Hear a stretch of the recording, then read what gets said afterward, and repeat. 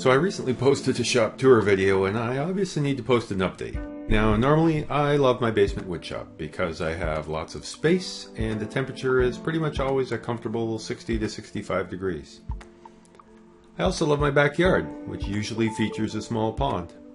I say usually because we were just visited by Winter Storm Isaiah, and over the course of Saturday our small pond became a small lake that also overtook the wood shop.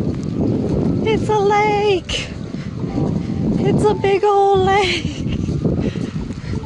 It's all through our yard. Now we have a submersible pump in the pond, but it just couldn't keep up.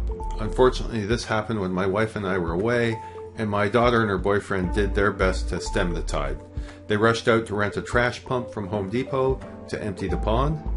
Not surprisingly, we weren't the only ones who were in need of such a thing, so they had to run around a bit before they found one.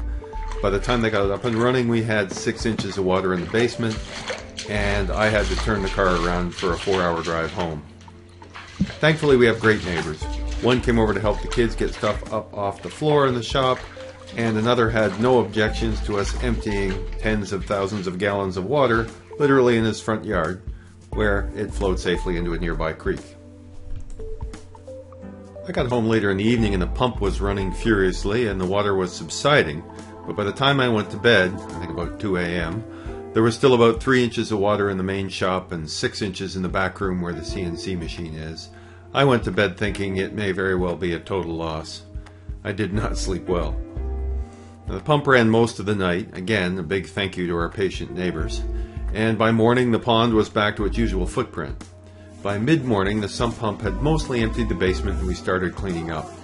To my surprise, most of the machines seemed to have weathered the flood with no major issues. I was worried about the bandsaw in particular since its motor sits right next to the floor, but today it seems to be running fine. I picked up one of those big blowers for drying the floors and a new squeegee, and after a day of work, things looked decidedly better. We collected a full pickup truck full of junk that's ready for the dump, but honestly, most of that stuff is stuff I needed to get rid of anyway. That's one way to cure your scrap plywood hoarding problem. And we finally got that spot under the stairs cleaned up. It may prove to be the final nail in the coffin for that miter saw station storage cabinet I've been wanting to rebuild anyway. We'll keep the blower and dehumidifier running for a few days, and I'll be drying out and oiling stuff in the shop for a while, but right now I'm hopeful. We seem to have weathered this storm. I think it's fair to say the kids have had enough for one day.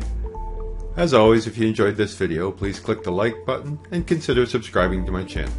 Thanks for watching.